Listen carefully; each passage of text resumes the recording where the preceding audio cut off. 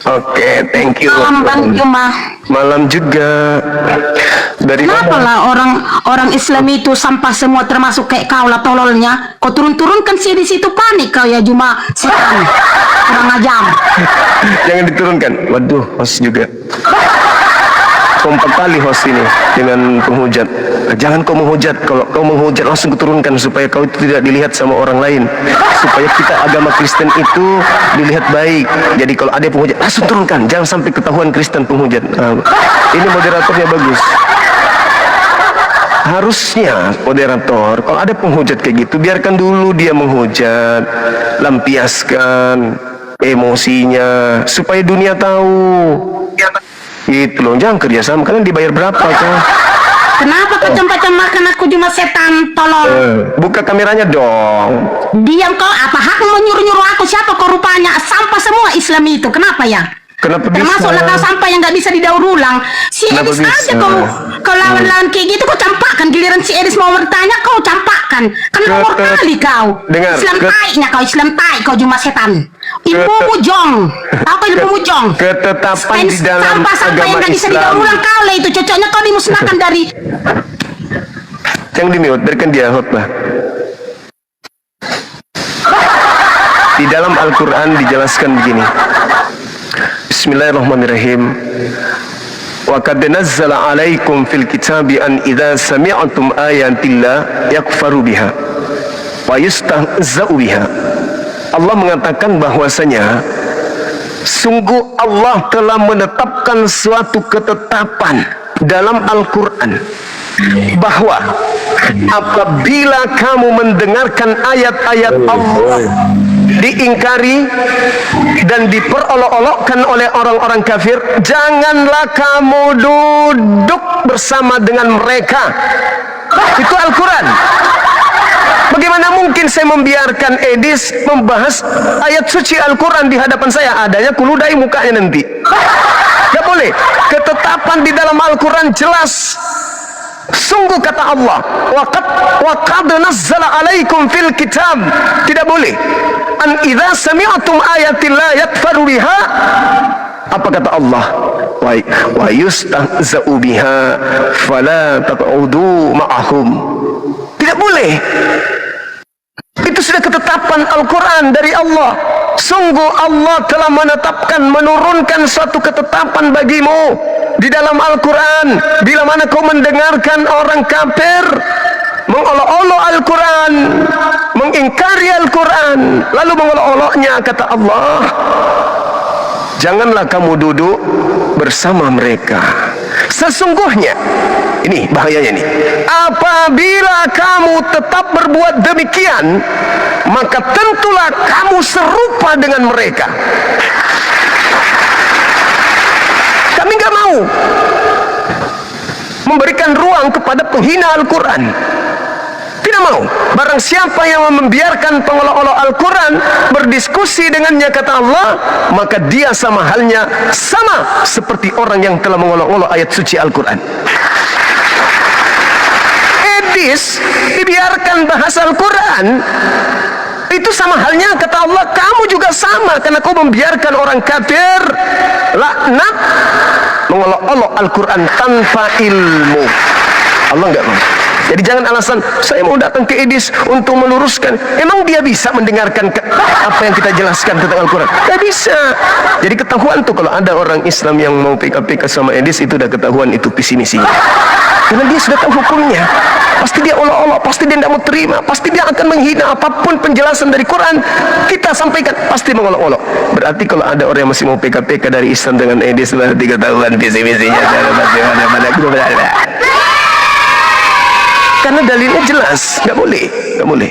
Kamu duduk sama Edis membahas, kalau membahas Bible, karena Bible bukan firman Allah, silakan. Nah, seperti tadi, hancur,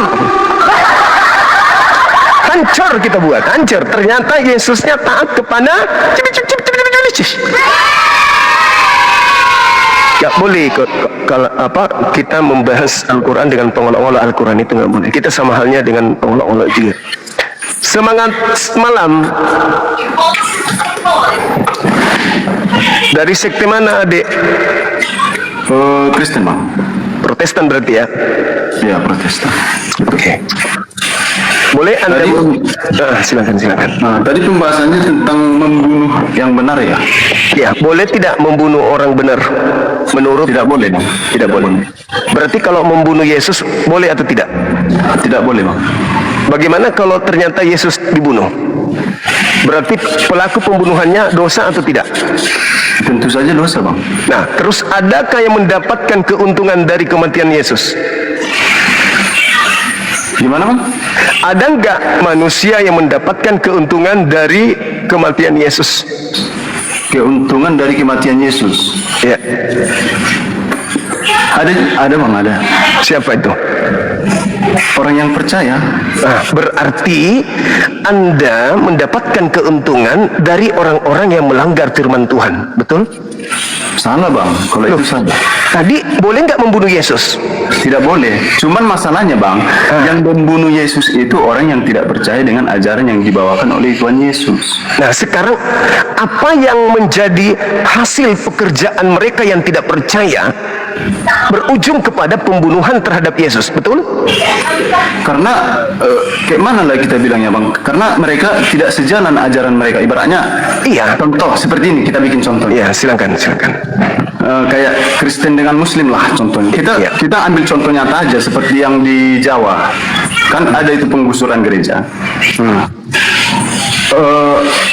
Umat Kristen yang bergereja tanpa membuat masalah kepada orang Muslim, ya kan?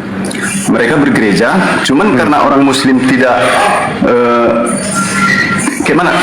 umat Kristen bergereja karena ingin mengikuti perintah Tuhan Yesus yang baik itu.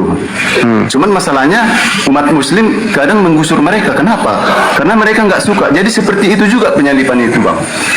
Itu bukan ibaratnya Tuhan tidak Yesus tidak mengikuti kehendak Tuhan supaya dia terbunuh. Cuman orang-orang yang tidak setuju dengan ajaran Tuhan Yesus ingin membunuh dia. Kenapa? Supaya pengikut-pengikut mereka tidak terikut dengan ajaran Tuhan Yesus. Seperti itu. Lalu ketaatan Tuhan Yesus atas perintah Allahnya, Tuhannya, supaya dia tidak lari, dia tidak menyerah dalam memberitakan Injil-Injil kebenaran. Dia tidak lari dari orang-orang yang salah, yang tidak mengikuti Injil itu, dia harus tetap memberitakan kebenaran itu, walaupun apapun ancamannya, apapun risikonya. Tuhan Yesus taat untuk itu, bukan taat untuk mati. Cuman, ya risikonya mati. Masuk akal bang? Maksudnya gimana itu? Tuhan Yesus taat kepada ajaran Bapa yang di surga. Dia harus tetap memberitakan kebenaran apapun risikonya. Jadi kematian itu bukan atas perintah Allah, melainkan kematian itu terjadi dikarenakan orang-orang yang tidak sejalan dengan ajaran Tuhan Yesus. Contoh, adalah pihak-pihak yang tidak sejalan dengan ajaran Tuhan Yesus. Cuman karena mereka ibaratnya takut pengikut mereka mengikuti ajaran yang benar, jadi mereka merencanakan untuk pembunuhan Tuhan Yesus. Cuman ketaatan Tuhan Yesus untuk tidak lari dari keadaan itu, untuk tidak menyerah, untuk tidak mundur dari memberitakan ajaran itu, walaupun risikonya harus mati. Itu ketaatan Tuhan Yesus terhadap Allah, supaya tidak mundur dalam memberitakan ajaran kebenaran, walaupun risikonya mati. Sampai di situ paham? Oke, kalau mendengarkan yang Anda sampaikan itu sesederhana itu benar, bagus kedengarannya. Masalahnya bukan di situ. Masalahnya di mana, Bang? Kalian orang-orang Kristen selamat oleh karena pertumpahan darah Yesus, betul? Kami selamat karena ajaran kebenaran tadi, Bang. Di mana coba kebenaran mana yang menyelamatkan Kristen di dalam pengajaran Yesus itu yang mana? Ibaratnya kan gini, Bang. Bang. Enggak, disebutkan aja. Selain penyaliban, Kristen mendapatkan keselamatan apa? Keselamatan atas mengikuti ajaran yang dibawakan Tuhan Yesus itu, kebenaran. Apa yang kalian ikuti dari Yesus? Satu. Semua yang ada Injil di Alkitab itu semua Dia kebenaran. enggak dari Yesus, bukan dari pengarang Bible. Dari Yesus. Yesus kan manusia yang turun ke bumi taat kepada Tuhannya. Dia sabat hari Sabtu. Dia sunat, dia puasa, dia sujud, dia syahadat dalam beragama. Apa yang kalau saudara ikuti dari Yesus? Ada.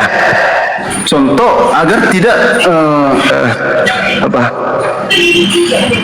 agar memanusiakan manusia. Contoh seperti Apa? tidak mengganggu Memanusiakan agama lain. manusia. Ibaratnya Di mana? kita Di mana? Di mana berperilaku Yesus? baik terhadap sesama manusia. Itu poin ke-1000.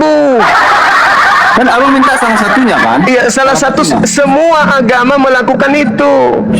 Semua agama melakukan itu. Sekarang permasalahannya adalah kalian harus menyadari bahwa apa yang tertulis di dalam kitab kalian, apabila Yesus itu tidak disalib, maka sia-sialah kalian dan kalian masih hidup di dalam dosa. Itu kan dalil dalam kitab kalian. Begini bang, kalau Tuhan Yesus tidak memberitakan kebenaran, kalau Tuhan Yesus tidak memberitakan kebenaran, maka manusia yang jatuh ke dalam dosa tidak akan tahu jalan kebenaran. Jadi untungnya di situ bang. Untung dari Ini kita berbicara penyaliban, adik. Penyaliban, bukan masalah teori yang muncul setelahnya. Sekarang gini, Bang. Akibat Sekarang- penyaliban, benar nggak dosa kalian ditebus? benar. Nah, tanpa penyaliban dosa kalian tidak ditebus. Tanpa penyaliban, gini bang. Sekarang Tuhan Yesus itu disalib karena apa? Disalib, Saya tanya, Abang. Saya tanya, Abang. disalib karena orang Yahudi tidak mau bangsanya dirampas oleh orang Roma. Maksudnya gimana? Orang-orang Yahudi menyalib Yesus karena takut bangsanya dirampas oleh orang Romawi. Dirampas bagaimana maksud abang? Iya, coba Anda baca Yohanes 11 45 sampai 57. Sebab Yesus disalib bukan karena dosa orang Kristen, itu doktrin. Yesus disalib itu karena faktor politik. Tadi ayatnya ayat berapa bang? Yohanes 11 45 satu perikop sampai 57. Anda baca. Yohanes 11 45 sampai 57. ayat 45 sampai 57. Dibaca keras biar semua dengar juga. Yohanes 11 ayat 45 sampai 57. Ya. Mengisahkan reaksi setelah Yesus membangkitkan Lazarus. Banyak orang percaya, namun para pemimpin Yahudi atau Farisi dan imam justru merencanakan pembunuhannya karena takut kehilangan kekuasaan dan didatangi Romawi. Imam besar Kayafas bernubuat bahwa lebih baik satu orang mati bagi bangsa daripada seluruh bangsa binasa. Yesus kemudian menyingkir ke kota Efraim. Anda melangkahi beberapa ayat itu, berapa data. Yang tertulis itu bang, 45 sampai 57. Itu Anda langkahin itu. Dari 45 Anda baca. cuman itu ditulis di sini bang. Itu sampai masa langsung ke ayat 54.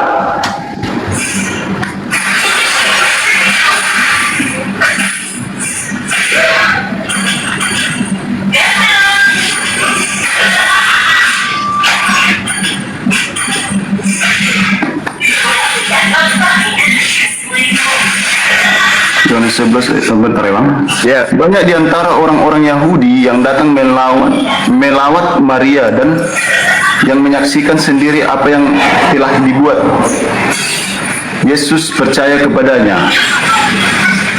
Tetapi ada yang pergi kepada orang-orang Farisi dan Sahabat Aquarius, thank you. Ya, lanjut. menceritakan Apa yang mereka lihat, apa yang mereka saksikan? kepada mereka apa yang telah dibuat Yesus itu. Lalu imam kepada dan orang-orang Farisi memanggil mahkamah agama untuk berkumpul dan mereka berkata, apakah yang harus kita buat? Sebab orang itu membuat banyak mukjizat. apabila kita biarkan dia memaksa, semua orang akan percaya kepadanya, dan orang-orang Roma akan datang dan akan merampas tempat suci kita serta bangsa kita. Tetapi seorang di antara mereka, yaitu Kayafas, imam besar pada tahun itu, berkata kepada bangsa kita, kepada imam besar pada tahun itu, ia bernubuat bahwa Yesus akan mati untuk bangsa itu. Sahabat Aquarius, Dan bukan syukran. Thank you. Lanjut. kecil kali tulisannya bang, jadi agak susah bacanya, sorry. Dan bukan untuk bangsa itu saja, tetapi juga Melainkan untuk mengumpulkan dan mempersatukan anak-anak Allah yang tercerai-berai. Mulai dari hari itu mereka bersepakat untuk membunuh dia. Karena itu Yesus tidak tampil di muka bumi di antara orang-orang Yahudi. Ia berangkat dari situ ke daerah dekat padang gurun, ke sebuah kota yang bernama Efraim, dan di situ ia tinggal bersama-sama murid-muridnya.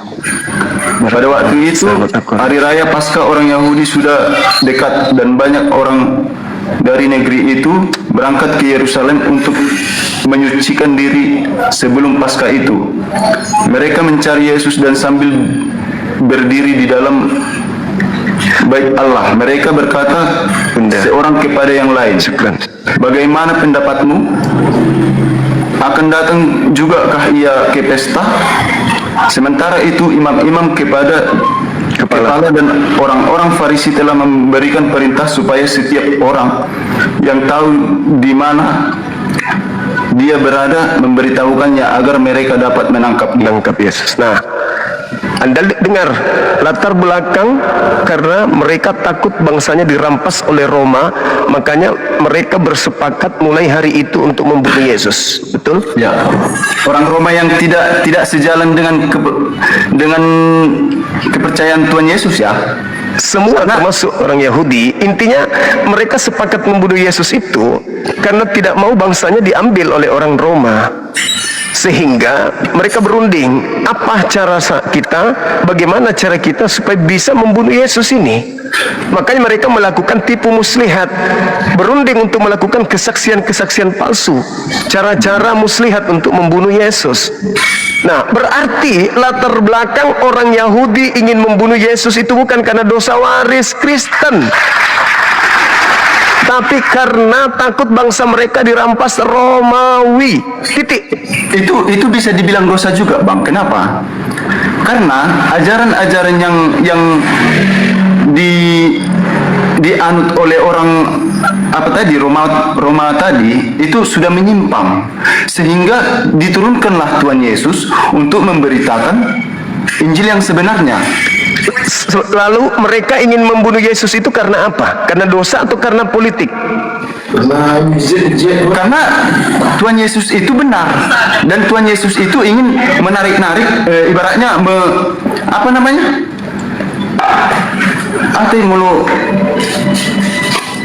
supaya orang-orang yang pergi ke jalan yang salah agar mengikuti dia. Karena memang yang diajarkan oleh orang-orang Romawi itu sudah menyimpang, termasuk sudah dosa. Iya, sekarang mereka sepakat membunuh Yesus itu karena politik agar bangsanya tidak dirampas Roma, atau karena dosa waris supaya dosa mereka ditebus. Tuhan Yesus dibunuh karena politik oleh orang Roma. Politik oleh orang Roma. Politik, jadi bukan karena dosa waris. Begini, Bang, politik orang Romawi yang mengajarkan ajaran yang menyimpang. Karena ibaratnya gini, Bang, kalau ajarannya menyimpang, otomatis orang-orang yang mengikuti ajaran menyimpang itu sudah pasti berdosa. Nah, maka mereka sepakat membunuh Yesus. Orang Romawi, ya, yang tidak sejalan dengan Tuhan, ya. Iya, ingin membunuh Yesus. Kita bilanglah mereka orang berdosa. Ya, orang berdosa. Karena ajaran mereka menyimpang. Ya, maka Yesus disepakati untuk dibunuh oleh mereka, bukan? Iya, disepakati orang Romawi, yang berdosa tadi. Berarti latar belakang pembunuhan terhadap Yesus karena dosa atau karena politik? Tuhan Yesus, Bang, turun mengajarkan kebenaran itu karena banyak manusia yang sudah menyimpang, sudah berdosa. Cuman orang-orang yang berdosa tadi, orang-orang yang besar, orang pemimpin yang berdosa tadi, mereka membunuh Yesus atas isu politik. Cuman Tuhan Yesus turun untuk menebus orang-orang yang sudah menyimpang tadi, orang-orang berdosa. Dia dibunuh karena politik, kenapa pula dia ingin nebus orang yang berdosa? Di mana dalilnya, latar belakangnya dibunuh untuk Logikanya seperti ini, Bang. Logikanya seperti ini. Contoh, kawan saya menganut ajaran yang menyimpang, otomatis mereka berdosa tidak? berdosa? Ajaran yang menyimpang tadi dibikin orang itu untuk contoh bisnis, politik, segala macam. Ya. Tapi contoh saya Tuhan Yesus, karena saya tahu mereka berdosa, saya memberitakan Injil. Berarti saya turun untuk menarik orang berdosa itu agar ikut kepada saya menuju jalan yang lurus, yang tidak berdosa, kan seperti itu. Tuhan Yesus kan turun untuk mengajarkan kebenaran agar manusia-manusia yang menyimpang ini mengikuti dia lalu tidak berdosa. Terus Cuman orang yang menyimpang ini membunuh Yesus itu atas unsur politik supaya pengikut mereka tidak berkurang. Terus di mana unsur tebus dosanya? Di mana unsur tebus dosanya? Unsur tebus dosanya begini, Bang. Setelah kematian Tuhan Yesus, orang-orang percaya kepada Tuhan Yesus karena dia tetap berani memberitakan kebenaran itu walaupun dia taruhan nyawa. Jadi orang-orang yang berdosa tadi, Bang, ikut ke Tuhan Yesus, otomatis orang yang berdosa tadi kan sudah tertebus dosanya. Dia sudah mengikuti jalan yang benar. Di mana dalilnya bahwa kematiannya itu tujuannya untuk nebus dosa itu di mana? Dalilnya tidak ada, Bang. Oh ya sudah. Mungkin memang kalau kita berbicara logika, Bang. Apalagi? Kalau kita berbicara logika, itu betul. Masa ada dosa dihapuskan dengan membunuh orang? Membunuh orang itu bukan menebus dosa, tapi mengakibatkan dosa. Tapi yang membunuh itu kan orang berdosa. Ya betul. Sampai di situ Abang paham? Iya betul. Orang berdosa membunuh Yesus, terus apa hubungannya dengan nebus dosa? Tetapi, Bang, sebagian di antara mereka orang-orang yang dari ibaratnya yang pengikut orang Romawi yang sudah menyimpang tadi, ibaratnya kalau bahasa zaman sekarang murtad ke jalan yang benar, itu sudah menebus dosa mereka, Bang. Bagaimana ceritanya? Orang dibunuh, perintah di dalam Bible. Bang. Sekarang begini, contoh orang Muslim atau orang Kristen lah kita bilang, orang Kristen. Menurut Abang orang Kristen itu berdosa nggak menurut agama Abang? Berdosa lah, karena tidak berdosa, pernah tunduk kepada Tuhan. Berdosa kan? Iya. Setelah orang Kristen itu murtad, lalu mengikuti ajaran Islam dengan baik, apakah dosanya hilang? Hilang. Berarti dosanya tertebus kan? Hilang, betul hilang. Bukan Tertebus ditebus. dosanya kan? Tidak, dihapuskan oleh pencipta langit dan bumi, bukan ditebus. Ya udah. Itu sama, Bang. Tertebus itu Tidak sama, tidak sama. Karena dia sudah dibersihkan. Dengarkan saudaraku, kalau orang Yahudi punya dosa, Imamat 1 nomor 2, mereka menembus dosanya atas perintah Elohim dengan cara mereka menyembelih hewan, binatang. Yesus pun mengajarkan itu juga. Matius 8 nomor 4, perlihatkan dirimu kepada imam dan persembahkanlah persembahan seperti yang diperintahkan Nabi Musa kepadamu, binatang, untuk nebus dosa. Nah sekarang dari mana polanya nebus dosa menggunakan darah manusia? Bukan dengan darahnya, Bang, tapi dengan cara dia untuk menarik orang-orang yang menyimpang ke jalan yang benar. Ya, berarti bukan penyaliban yang menyelamatkan nih. Tapi taruhannya salib. Cuman kan ibaratnya, Bang, jalan dia memberitakan kebenaran itu adalah penebusan dosa. Tetapi berakhir dengan penyalipan. Itu satu paket itu, Bang. Nah, di mana dosa ditebus dengan cara menyalib orang? Dengan penyalipan itu semakin banyaklah orang percaya kepada jalan yang benar. Jalan benar itu yang mana? Jalan yang diberitakan oleh Tuhan Yesus. Mati disalib. Mati disalib itu bukan ajaran, Bang. Anda baca kitab saudara tanpa penyaliban, maka kamu akan tetap di dalam dosa. Coba Anda baca berapa tadi itu? 1 Korintus 15 nomor berapa tadi teman-teman? 1 Korintus 15 nomor 17. Sekarang begini, Bang. 1 Korintus 15 nomor 17. Kalau tidak ada kebangkitan, sia-sialah kepercayaan Kristen, dan Kristen masih tetap di dalam dosa. 1 Korintus 15 nomor 17. Sah bungkus. Gimana dong? Berarti tanpa iblis sia-sialah kepercayaan Kristen, tanpa iblis sia-sialah Anda dihapus dari TikTok, Anda merokok. Sorry. Sia-sialah kemudian sia-sialah kepercayaan Kristen, dan Kristen masih hidup di dalam dosa. Di mana dalilnya? 1 Korintus 15 nomor 17. Jedar. Jadi kalian itu harus berterima kasih kepada yang menyalib Yesus. Karena dengan mereka, sebab mereka lah kalian tidak sia-sia di dalam beragama, dan kalian tidak hidup lagi di dalam dosa, berkat yang menyalib Yesus.